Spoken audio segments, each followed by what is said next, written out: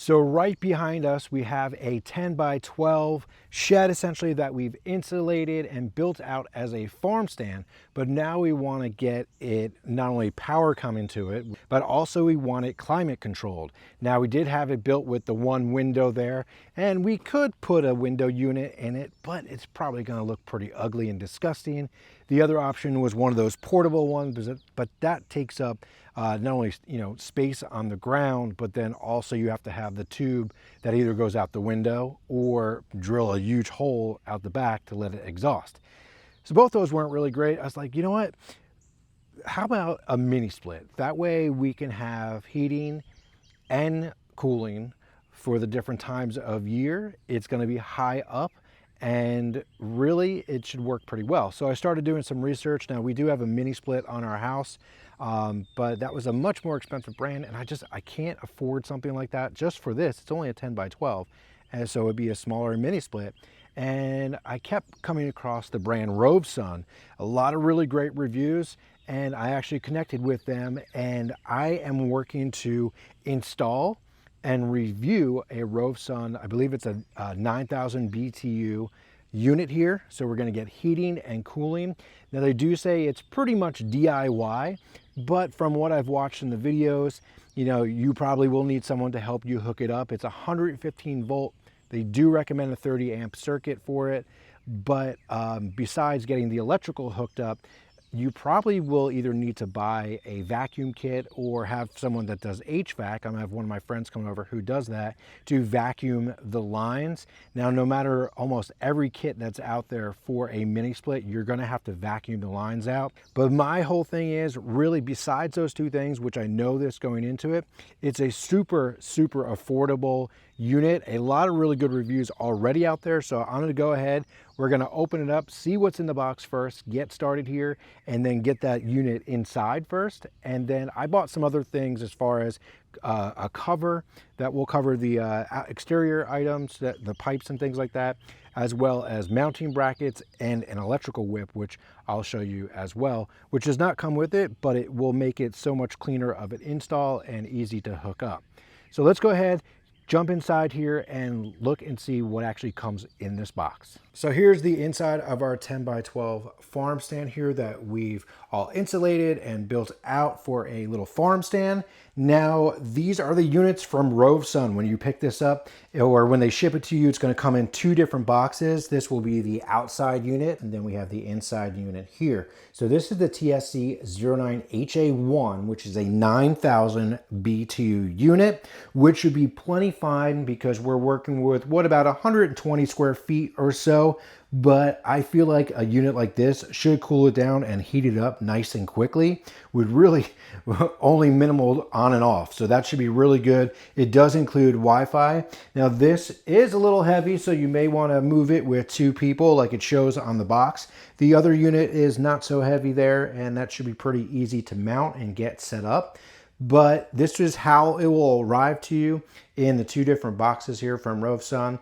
But what I'm going to do is first we're going to unbox this one, see what comes inside here, and then we can always take a sneak peek and see what this looks like, which is going to be the outside unit. And I actually bought mounts, like an elbow or a bracket mount that's going to sit on kind of off the ground, because I don't really have a good close flat surface for this, and I felt like the brackets would work really good.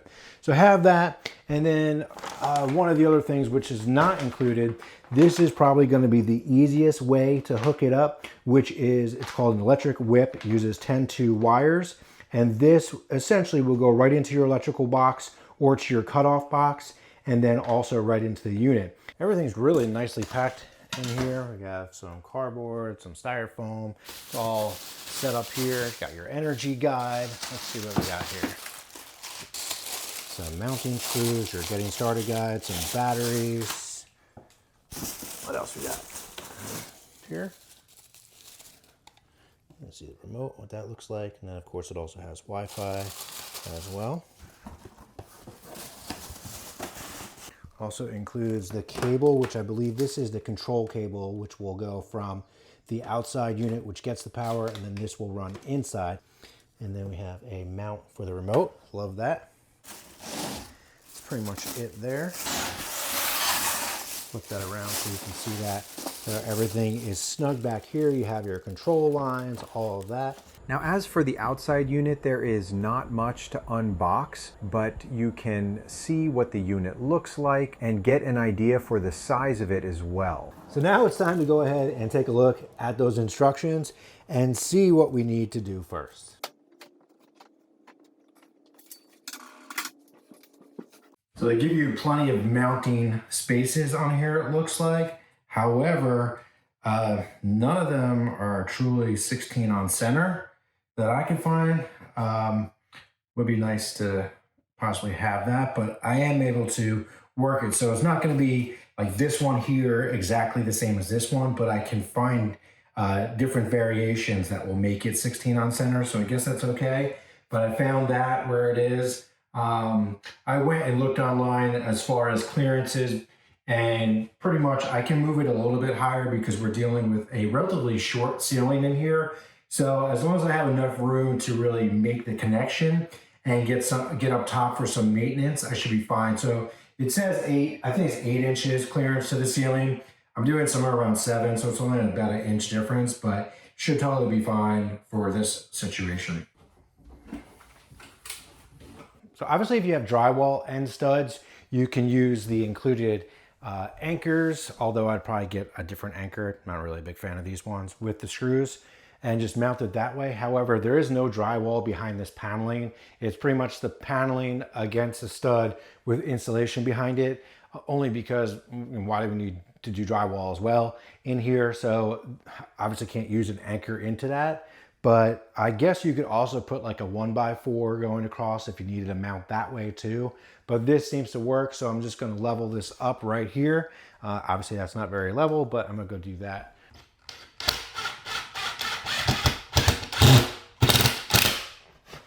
Alrighty. Make sure it's level. And plumb, we are good. So I'm gonna go ahead, I'm gonna put some others in here. The stud essentially runs right up here. So I may be a little bit off, like I mentioned before, with this line. So I may have to come in and do a little bit on an angle. And unfortunately, the other spot that I did in here, I kind of knew we were gonna install it, and I put some wood across there so I can mount it completely across. But then we decided, you know what, we don't want it across from the door. So we went on this side and I didn't do that. So just working with whatever standard studs we have in there. So let me go ahead and finish with this, and then we can go on to the next step. All right, so I had to angle that one just a little bit more, not that big of a deal. The other one's caught really good. It's not going anywhere. Now it is a lighter metal, so I'm not gonna hang on it, but seems pretty good. So if you have wood that goes all the way across, you have obviously these mounts too, as well as some keyholes up top, which you could obviously use to, remove it if you want to do that. Or in drywall, you can also use studs as well as anchors. Just don't do all anchors. That would not be very good. But now it is level. Go ahead, just double check that, make sure we are good. Looks very nice, badass, and plumb. Cool. All right, well that's up. Now let's see what the next step is going to be. So the next part is getting that line set through the wall and outside and then down to the unit. So my friend Damien, who does HVAC, has all the tools and was able to come over and help me get it all set up, because after reading the manual, while yeah, it is do it yourself, you probably will end up needing a good amount of other tools to really make it work. He already had them. He has dealt with these units before in the past, other brands, so they're all pretty much the same type of hookup. So lucky for me, Damien came over and was able to help get those final steps all connected. So essentially I picked up these brackets as well as this 6-foot electric whip right here, which is going into the electric box. So I'm gonna hook that up to the 30 amp, and I pretty much just marked out where the studs are here. The actual wall unit is over there, but with the 6-foot whip, I gotta be somewhere close to this area to whip it around and hook it up. So I'm gonna mount these. We're gonna put the unit on top.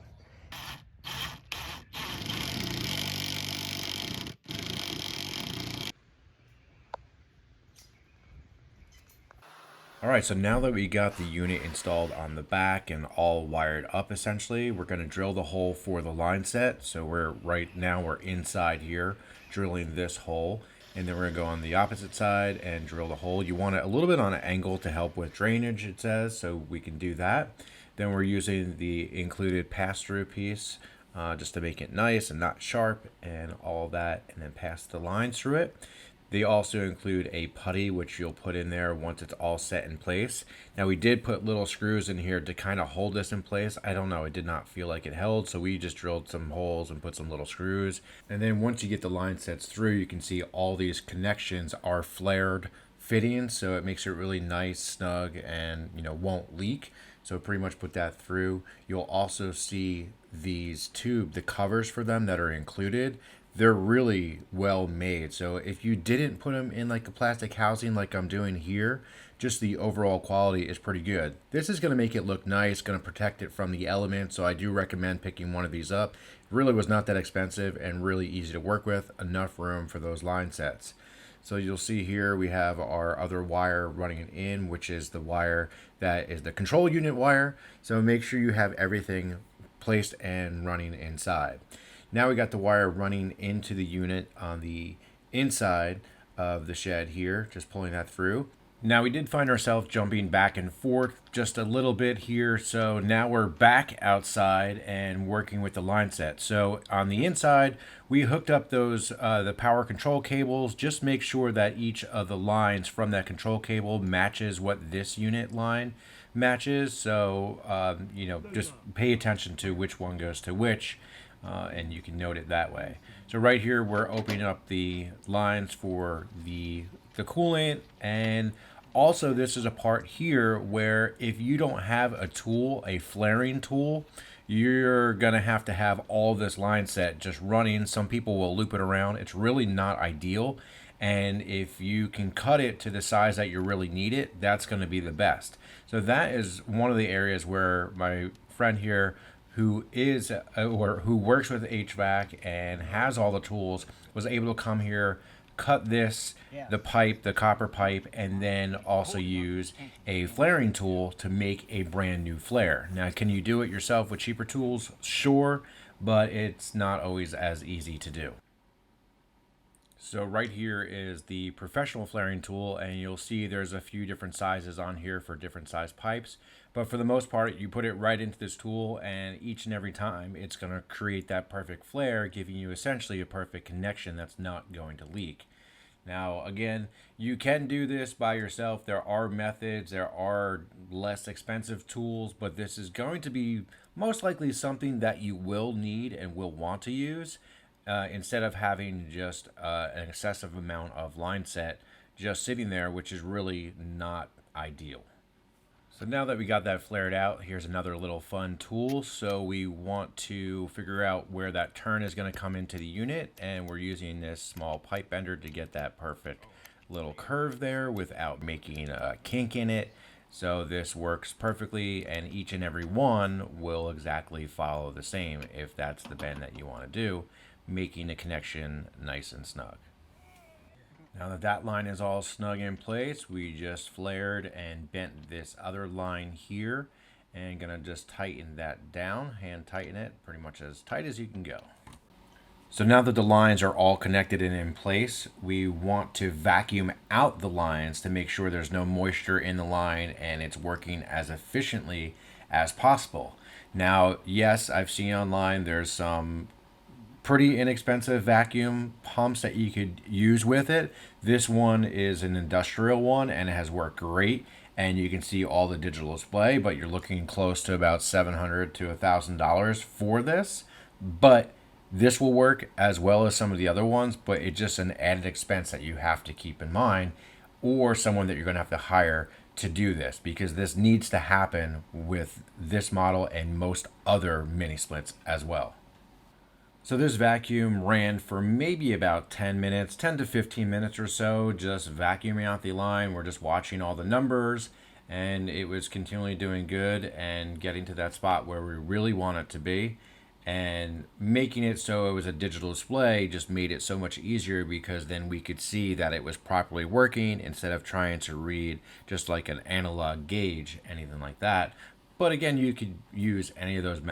Now we're going to hook up those wires that I mentioned before, which are the wires for the controller that are inside the unit, and you want to make sure that those match up with the ones that are outside, either through color coding or the numbers that are on them. The Rovsun, they do have numbers, so that made it really nice. Now, I was not a fan of just using the braided wire. I felt like it kept coming undone. So I got these little clips that I picked up, and then used the braided wire in there and just would squeeze it nice and tight, making just a really secure connection that's really not going to go anywhere and much easier to screw down. Once that's all set, then we can go ahead, put the panel back on. The power that it's getting from that 30 amp breaker runs through that whip that screws onto the back there. So that's all done, and we have all of our line set cables hooked up too. Now jumping back inside here, you'll see the different wire colors that I mentioned. So just make sure that those line up with the wires that you connected outside, whichever one corresponds to it. Easiest way is just go by numbers, or it really doesn't matter. Just make sure that the wire one goes to wire one in here, wire two, things like that. Just make sure that you follow that along so you're not going to short anything out. Now, you do need to work around these small areas, but it's doable. It just takes a little bit of time to work it all. Now, this whole time we did have the vacuum continue to run while we just hooked up the other wires, because we didn't really have any true power set to the unit just yet, so it was working just all dead power. So now that that's all set, we see the numbers have really dropped. The line is vacuum out and dry, so we're going to get really good coolant going through it and keeping it nice and cool without any possibilities of leaks or moisture in the line. Now that everything is all set, nice and tight, and we can open up these refrigerant lines because it's not going to leak out. So we are now essentially good to go. When you open these up, you're going to want to front seat them. So bring that little Allen screw out so it's almost flush there, and then you'll be all set. So you may hear like a little bit of a hiss as soon as you release that refrigerant, but being that it's all flared out and nice and tight, you don't have to worry about anything because it is going to be a tight fit. Now, there are ways to test to make sure that you don't have any leaks. You can look that up for yourself, but just based on our equipment we were using, we saw that there was no leak, and we were ready to move forward with finalizing the setup. Now that that's all set, all we got to do is just put this cover back on for where the line sets come in, just to keep it clear of any debris. And of course, just make it look nice and clean as well. All right, so you can see the whip right there, which connects behind the unit. Now I'm gonna go ahead, I'm gonna just attach that whip to the wall just so it doesn't really move around, but it is pretty snug, not going anywhere. And then you'll see the mounts as well as the rubber feet that it came with. That was a little bit fun trying to get that on there. That just so it doesn't really vibrate. The unit itself is really super quiet. I mean, if you're standing here, it's like whisper quiet. You can't even hear it going. And on the side here, you see where the whip comes in. The back over there where it mounts. And then we have our line set. So everything's all set and goes up the tube. We got our drainage on that side. And then this, which is not the included part, that's what I bought just to make it look nice, is all set, and the line set comes up and into the unit right there. The nice thing that I had here was we didn't have power yet, so I was able to put the 30 amp breaker, not worry about not having to worry about getting shocked or anything like that. So I put the 30 amp breaker, was able to wire it all up, and then almost the following day, that's when the power company came out and set it all up. But you can see what this unit looks like. You can see how it is here, so there was really no flat area to really do this. So it's up and out of the way, and like I said, you don't even hear it at all. So here's the indoor unit, nice and mounted. It was relatively easy to mount once we had the mounting plate installed, and then we drilled the hole for the line set, and then everything was pretty much ready to go. bring the wires through and set it up. But once that's done, it's pretty much all set up. Now it does have a Wi-Fi app that will work with it. Now it's not a Rovsun app, but it's just a general app that works with a lot of smart devices. So you can control it pretty much from anywhere, which is pretty cool, relatively easy to set up and connect with. And then we just have the standard remote here, which is the Rovsun remote. And there's a lot of different features as far as swing, the temperature settings, and the swing is going to let the piece on the bottom go up and down. And then you have like your turbo mode and a lot of different settings, really easy to do. The instruction manual goes over all of this, and it was pretty easy to understand as well. And that connected right away. So now that we have the Rovsun unit all hooked up and running, what are my thoughts? Well, it's super quiet, blows nice and cold. I did have warm air, just tested it, but we're in the summer months right now, so can't run it a lot. But it was running some warm air during the test. But it blows nice and cold. It's on 72 in here. We're in about 110 square feet area. So it's really not running that much. Right now, it's just on the fan to circulate it, but it's doing a really good job. Now that outside unit, like I've showed you, was, I mean, it's heavy, but it was easy to mount, easy to hook up.